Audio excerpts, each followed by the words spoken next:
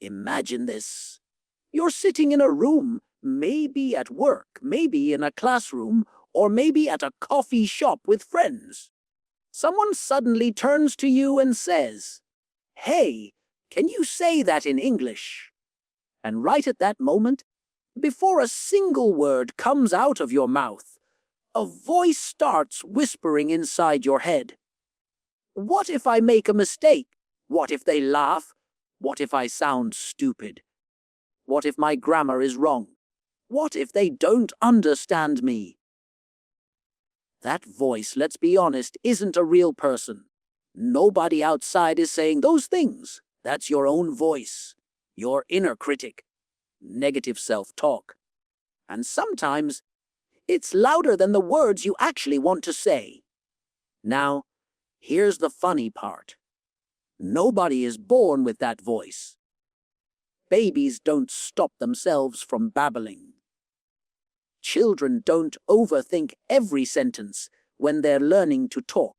That critical voice grows inside us slowly, sometimes from school, sometimes from parents who said, "Don't make mistakes," sometimes from comparisons with others, or even from our own perfectionism.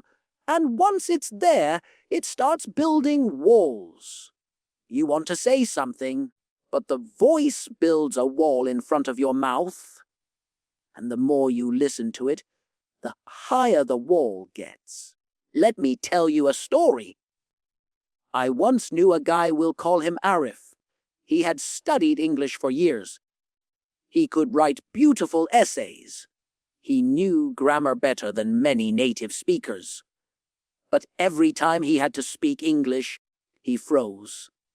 He'd open his mouth, then stop. And later he would beat himself up.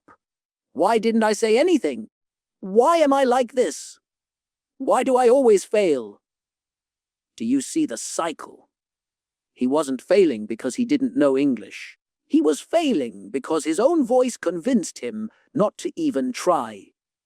Negative self-talk was like a prison guard, keeping him locked inside. And here's the truth: most people are not judging you as harshly as you imagine. In fact, people are usually kinder, more patient, and more curious than your inner critic. But when that inner voice speaks, it feels real, doesn't it? Almost like it's protecting you. Don't make a mistake. Don't embarrass yourself. But it's not protecting you, it's limiting you. So how do you kill that negative self-talk? Well, the first step is this: you don't fight it head-on. Because fighting sometimes makes it louder. If you say, "Don't think negative thoughts," your brain ironically thinks about them even more. Instead, you replace the voice. You talk back. Imagine your negative self-talk says, "You're going to sound stupid." What if you answered, "Maybe, but at least I'm speaking. At least I'm practicing. And stupid today means smart tomorrow." Suddenly, the voice loses its power. Think about this: great speakers, actors, politicians, they all make mistakes when speaking. Even native English speakers forget words, stumble, say, "oh," and "whom." But do you know what they don't do? They don't punish themselves for every slip. They keep going. Because confidence doesn't come from perfection. Confidence comes from continuing, even when it's imperfect. Let's play with an image. Picture your negative self-talk as a rude passenger in your car. You're driving on the road of English fluency. And this passenger keeps saying, "You're driving badly. You're going to crash. Everyone is laughing at you." Now, what's the solution? You can't throw the passenger out, it's inside your head. But you also don't have to hand over the steering wheel. You keep driving. You turn up the music. You say, "Thanks for your opinion, but I'm still going where I want to go." That's how you reduce its power. Now let's return to Arif. One day he decided to do something new. He started writing down every negative thought he had before speaking. I'll sound stupid. They'll laugh. I don't know enough words. And then he asked himself, is this 100% true? He realized most of it wasn't. In fact, none of it was. Because when he actually spoke, people didn't laugh.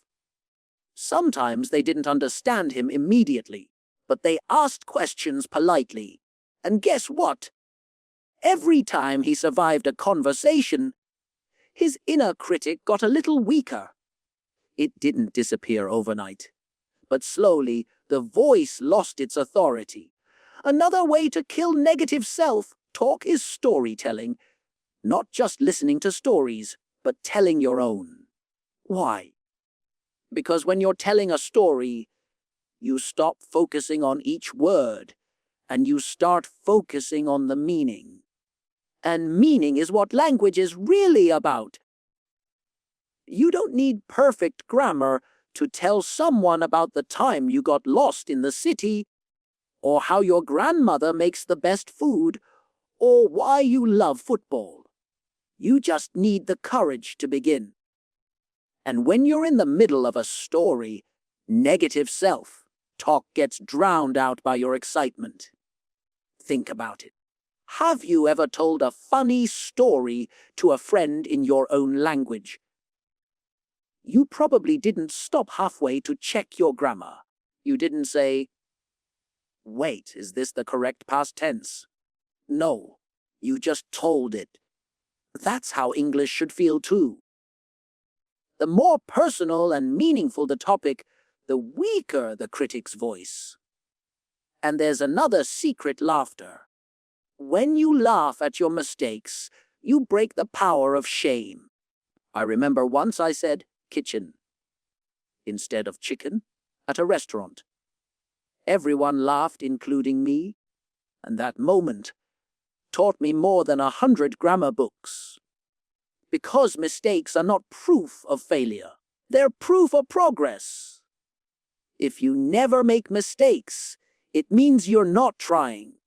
Here's something else to keep in mind. Negative self-talk often disguises itself as preparation. You might hear it say, don't speak until you're perfect. Don't speak until you've learned more vocabulary.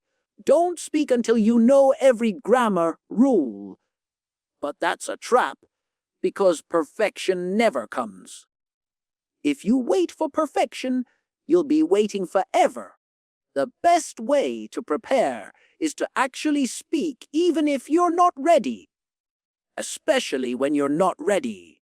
Now let's stretch this idea further. Imagine yourself 5 years from now. Picture 2 versions of you. One version listened to the negative voice and stayed silent. The other version spoke anyway, made mistakes, laughed, learned, and grew. Which version do you want to be? The choice is made in every small moment. Every time you speak, you're voting for your future self. And let's not forget language is connection. Nobody cares if your sentence is perfect when you're telling them about your dream, your passion, your family, or your culture. They care about you. They care about the human being in front of them. And connection is always more powerful than grammar. So the next time the voice whispers, don't speak. You'll embarrass yourself. Try answering like this. Maybe I will. But at least I'll connect. At least I'll try. At least I'll grow. And with every word you speak, that inner critic becomes less of a jailer and more of a tiny background noise you can safely ignore. Now, let's pause for a moment. Close your eyes unless you're driving or walking, of course. Imagine a stage. Bright lights, a microphone in the middle, an audience waiting, and you walk up. Your heart beats fast. Your palms are sweaty, and that voice in your head says, "What if I forget the words? What if I embarrass myself? What if everyone notices my accent?" But here's the twist. That voice doesn't know the audience. The audience isn't there to criticize you. They're not detectives waiting to find your grammar mistakes. They're human beings, curious and ready to listen. And if you look closely, you'll see they're smiling. They're cheering for you, not against you. Negative self-talk is like wearing dark glasses inside a bright room. Everything looks darker than it really is. The glasses aren't reality, they're just a filter. The moment you take them off, you realize the room was bright the whole time. Let me share another story. A young woman named Mira once told me she hated speaking English at work. She worked in an international company, and meetings were always in English. Every time her manager asked for her opinion, she froze. Later, she would write her thoughts down in perfect English, but she couldn't say them aloud. She thought, "I'm not good enough."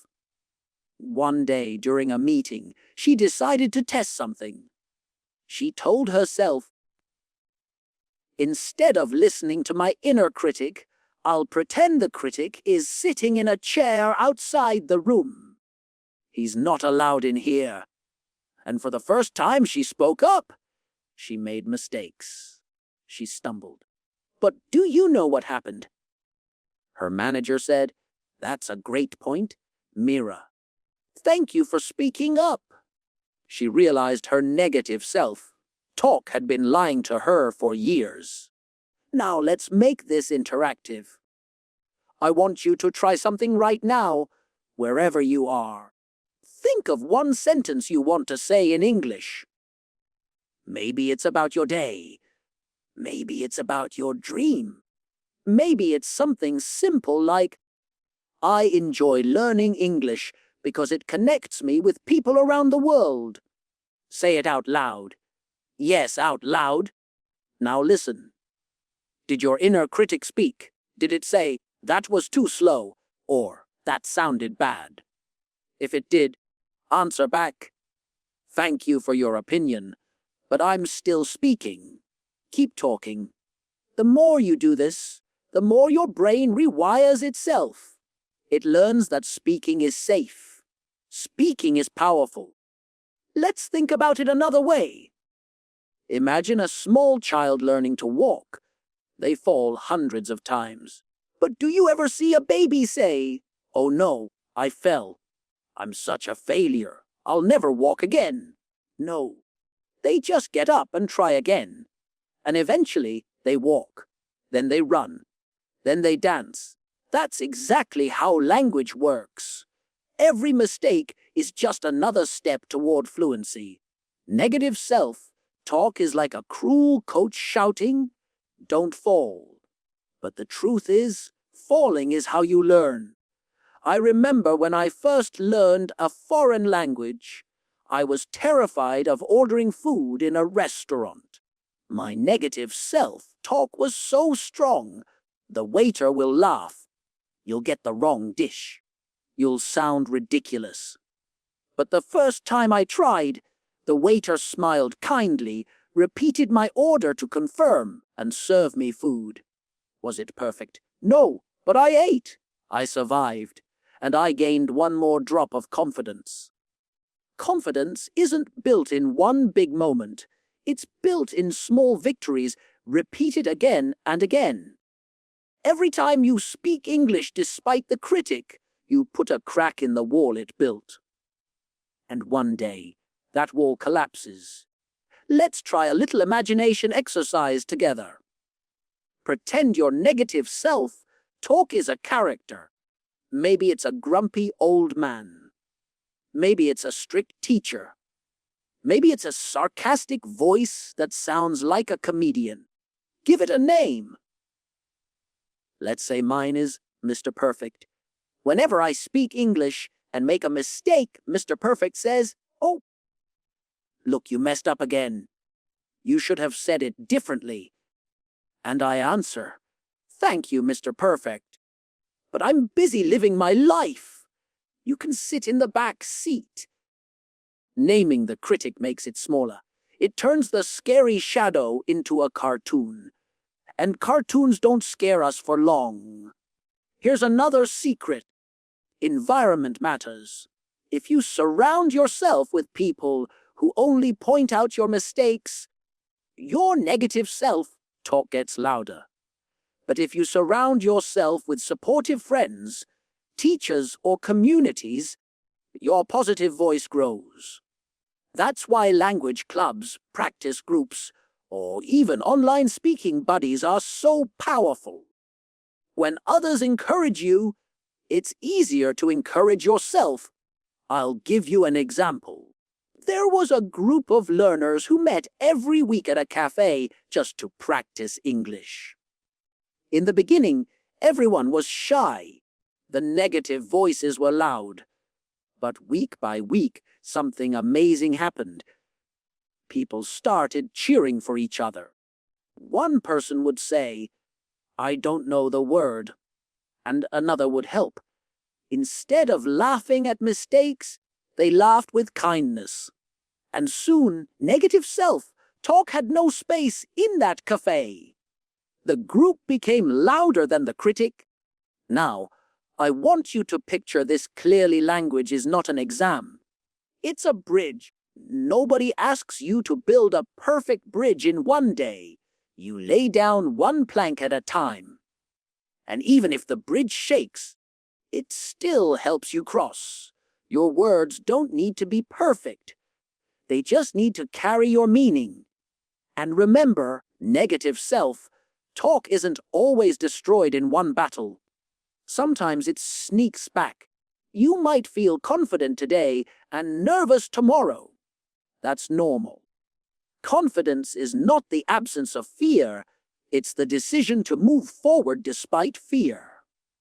So the next time you hear that voice, smile at it. Thank it. And then speak anyway. Because you're not here to be perfect, you're here to be understood, to connect, to share your story with the world. Let's dive into something personal. I want you to imagine you're standing in front of a mirror. You're about to practice English. Maybe you're preparing for a presentation, maybe an interview, maybe just small talk with friends. And suddenly, the voice starts. Your accent is bad. Your grammar is wrong. You'll never be fluent. Now pause. Look at yourself. Whose voice is that? Really? Think about it. Was it your teacher from school? Was it a classmate who once laughed at your pronunciation? Was it your own expectation of being perfect? Usually, negative self-talk is not your own voice. It's an echo of something you once heard, something you carried with you. But just because you carry it doesn't mean it belongs to you. You can put it down. I'll tell you a story about a man named Samuel. He grew up in a small town where English was taught in a very strict way. The teacher corrected every mistake harshly. Whenever Samuel spoke, the teacher would interrupt. Wrong. Say it again. Wrong. Say it again. After years of this, Samuel's brain learned something dangerous. If I speak, I'll be punished. As an adult, whenever he tried to speak English, he froze. The teacher wasn't there anymore. But his voice was still alive in Samuel's head. One day, Samuel decided to try something different. He recorded himself speaking English for 2 minutes every day. At first, the voice in his head screamed, "This sounds terrible. Delete it." But instead of deleting, Samuel listened carefully. And here's what he discovered. He didn't sound as bad as he thought. Yes, there were mistakes, but there was also progress. Slowly, He realized his negative self. Talk was like a funhouse mirror. It made him look worse than reality. Day by day, the mirror broke. Now, let's do a little exercise together. Think of one negative sentence your inner critic says to you. Maybe it's, I can't speak English, or I sound stupid, or nobody will understand me. Got it? Now, flip it. Create a new sentence. For example, I can't speak English becomes, I'm learning English, and I'm improving every day. I sound stupid becomes, I sound brave because I'm trying in a language that's not mine. Nobody will understand me becomes, if I speak slowly and clearly, people will understand me enough. Now, say your new sentence out loud. Speak it with energy. Feel it. This is how you reprogram your inner voice. It doesn't change overnight, but every time you flip a sentence, you plant a new seed. Let me tell you about another learner, Hannah. She was terrified of speaking because of her accent, she thought. Everyone will laugh at me. But one day, she spoke to a group of travelers at a train station. Not only did they understand her, but they also told her, your accent is beautiful. It makes your English unique. That day, Hannah learned something powerful. The flaw she hated was actually her identity. Her accent wasn't a problem, it was her story. Sometimes, negative self-talk tells you to hide your accent. But your accent is proof of courage. It shows you learned a new language as an adult, which is much harder than learning as a child. It shows you're bilingual, maybe multilingual. That's not a weakness, it's a superpower. Let's switch gears and think about sports for a moment. Imagine a football player who says, I'll never kick perfectly, so I won't play. Sounds ridiculous, right? Of course, they'll play. They'll miss goals, they'll fall. They'll get tired, but that's how they become better. Language is no different. If you wait for the perfect kick, you'll never play the game. Now, I want you to imagine a future conversation. Picture yourself in a cafe with an English-speaking friend. You're laughing, telling stories, expressing yourself freely. Do you notice something? In that vision, you're not perfect. You're not a grammar machine. You're just you. And the conversation flows because you're relaxed. That's the future you're building right now, one word at a time. Here's another small practice you can try every day. When you wake up in the morning, before the critic has a chance to speak, say one positive sentence in English. For example, today I will practice English with courage. Or, me English doesn't need to be perfect to be powerful. Say it while brushing your teeth, or while making tea, or while looking in the mirror. These small rituals rewire your brain slowly, like drops of water shaping stone. And remember, negative self-talk grows stronger in silence.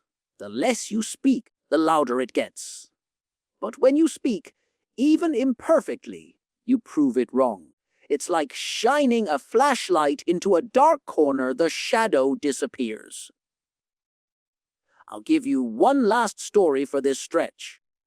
A young man named Diego once told me he hated speaking English because he always compared himself to his cousin, who was fluent.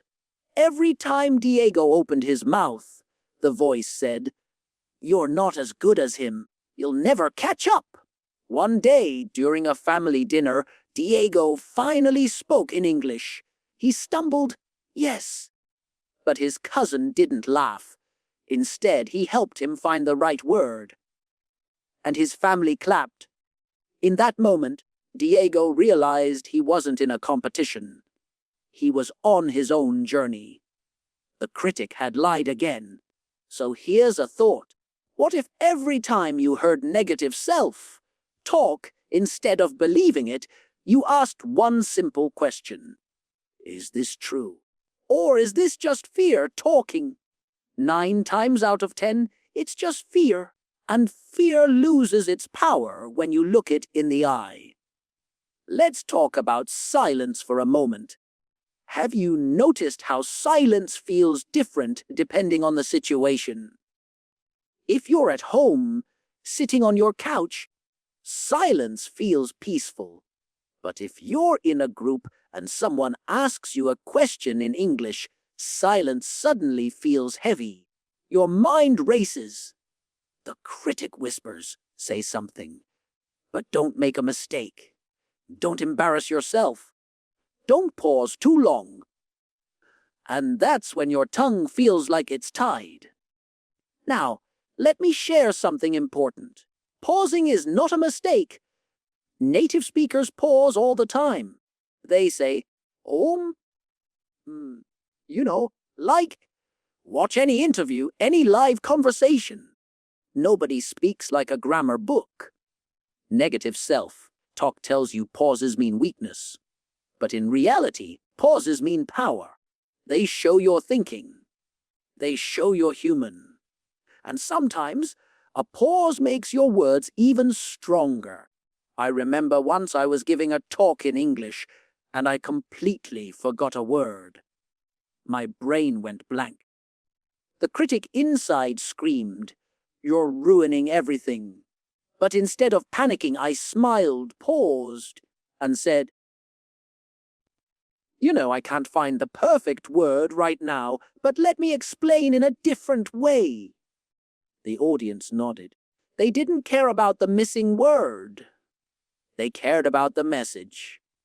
And that day I learned communication is not about perfection, it's about connection.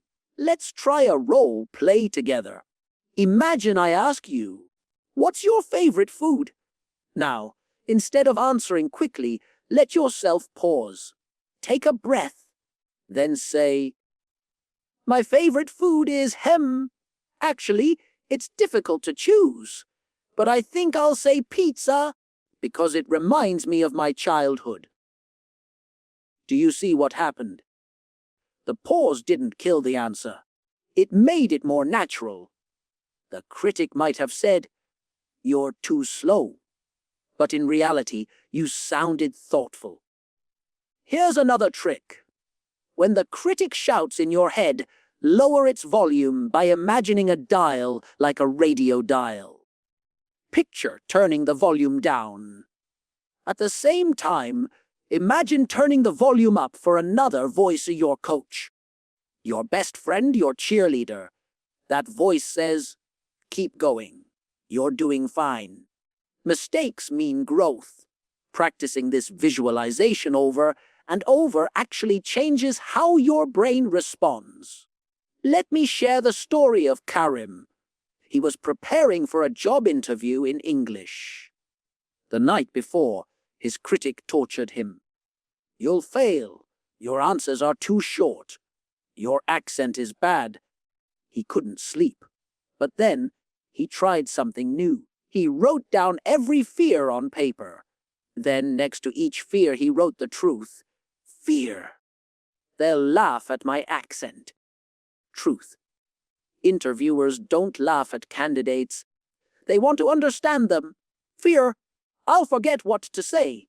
Truth. I can always pause, breathe, and continue. By the time he walked into the interview, his critic was still there but weaker, like a shadow at noon. And guess what? He got the job.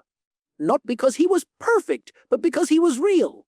Sometimes, killing negative self-talk doesn't mean fighting it.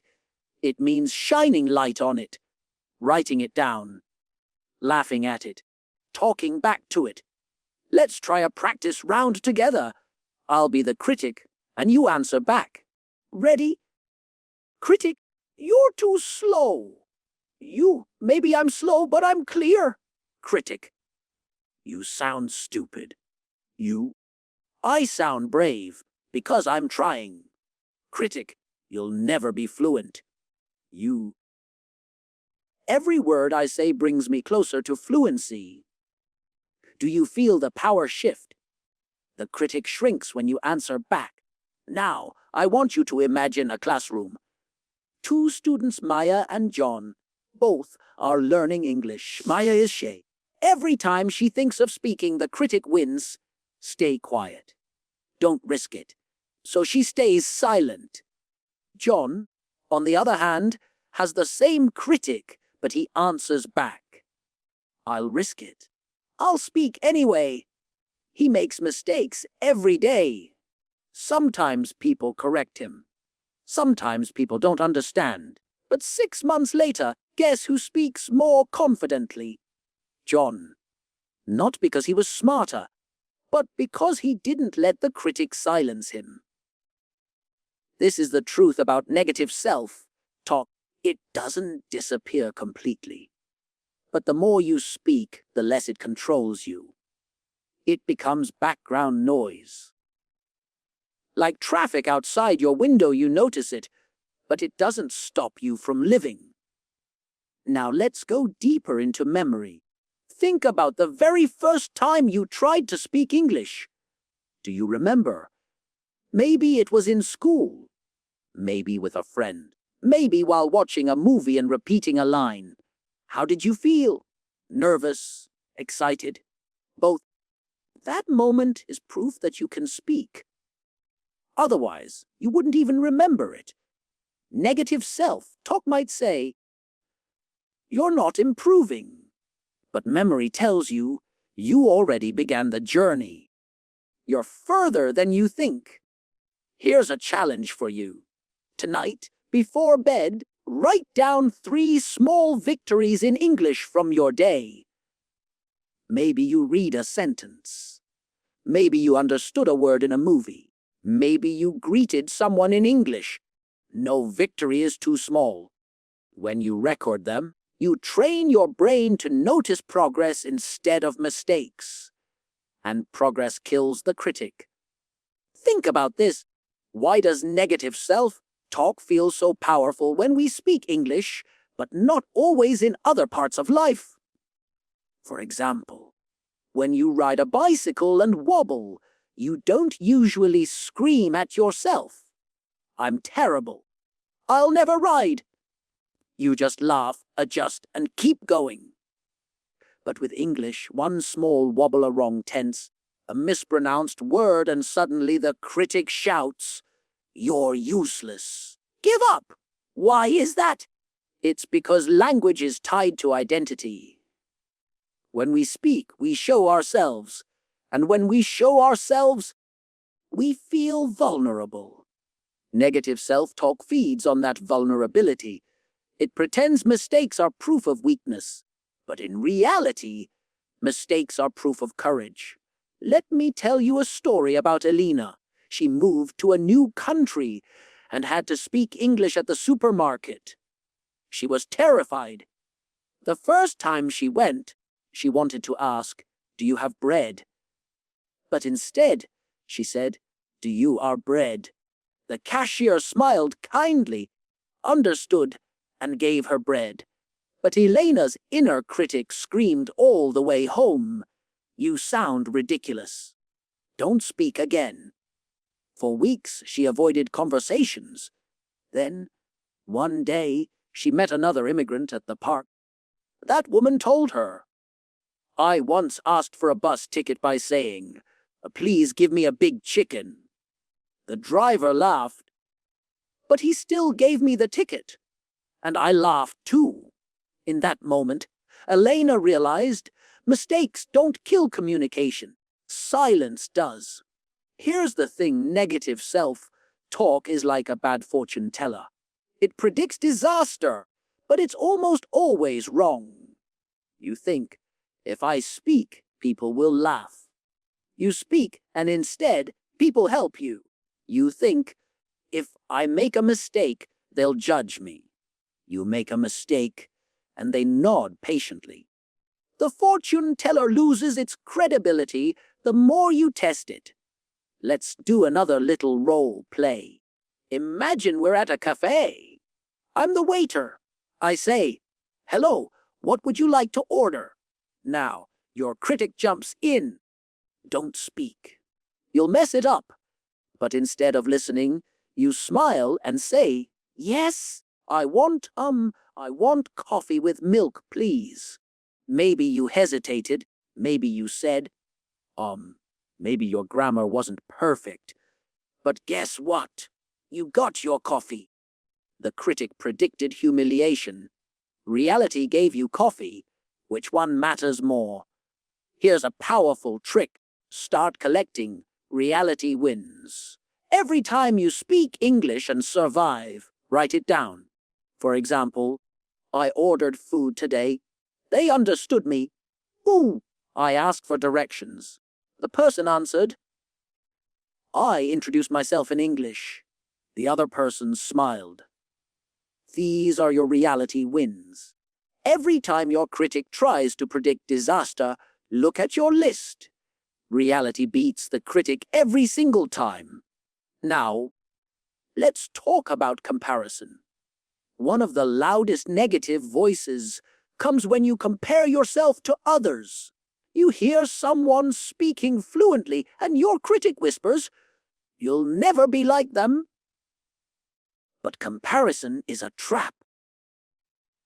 You're comparing your chapter 2 to their chapter 20. You don't see the years they spent practicing. You only see the result. I'll share a story about Luis. He was in a language class with a girl named Sophia. Sophia spoke quickly, confidently, with almost no mistakes. Luis froze every time she answered a question. His critic said, "Look at her. She's brilliant. You're hopeless." But one day after class, Sophia told him, "I lived in an English-speaking country for 3 years. I was terrified at first. People laughed at my mistakes. I cried sometimes, but I kept speaking." Louise realized he was comparing his beginning to her long journey. From that day, he promised himself, "I won't compare. I'll focus on my own steps." Here's an exercise for you. Think of one person you admire in English. Instead of saying, "I'll never be like them," ask, what small step did they probably take at the beginning? And how can I take that step now? Maybe they practiced 5 minutes a day. Maybe they repeated movie dialogues. Maybe they spoke to themselves in the mirror. Do that. Copy their small steps, not their final results. And let's talk about accents. Many learners hate their accents. The critic says, "You don't sound native. You sound wrong." But accents are not mistakes. They're maps. They show where you come from. They tell your story. Think about music. A violin sounds different from a guitar. Does that mean one is wrong? No. Both are beautiful. Both create music. Your accent is your instrument. Don't try to erase it, play it proudly. Let me tell you about Ahmed. He once gave a speech in English with a heavy accent. Afterwards, a listener came up to him and said, "Your accent reminds me of my father. It's warm and comforting." Ahmed realized that his accent wasn't a weakness, it was a gift. Since then, he stopped fighting it. He embraced it. Your critic may say, "They'll laugh at your accent." But reality says, "They'll remember you because of your accent." So let's try something now. Say out loud, "My accent is my story. My mistakes are my teachers. My voice deserves to be heard." Repeat it again. Let the words sink in. Every time your critic speaks, answer back with this mantra. And remember, speaking English is not about killing the critic once and for all. It's about living with it, but not letting it drive your life. Like a barking dog on the street, you hear it, but you keep walking. So, we've walked a long road together today. We've listened to that little inner critic. We've argued with it, laughed at it, even given it names. We've told stories of people who froze, who stumbled, who fell, and who got back up anyway. And I hope you notice something: the critic is never as powerful as it pretends to be. Every time you speak, you shrink it. Every word you say in English, no matter how slow, no matter how imperfect, is proof that you are stronger than that voice. Mistakes are not walls, they are doors. Every slip is a lesson. Every pause is power. Every accent is your story. And maybe the most important thing to remember: the people you're speaking to, they're not your enemy. They're not judges in a courtroom. They're human beings, curious to hear what you have to say. The only person blocking the words is the critic in your own head. And now you know how to talk back. So the next time you open your mouth and the voice whispers, don't do it. Smile. Answer softly, I'm doing it anyway. And then speak. Let the words come, let them stumble, let them dance. Let them be yours. Because in the end, your English doesn't have to be perfect. It just has to be alive.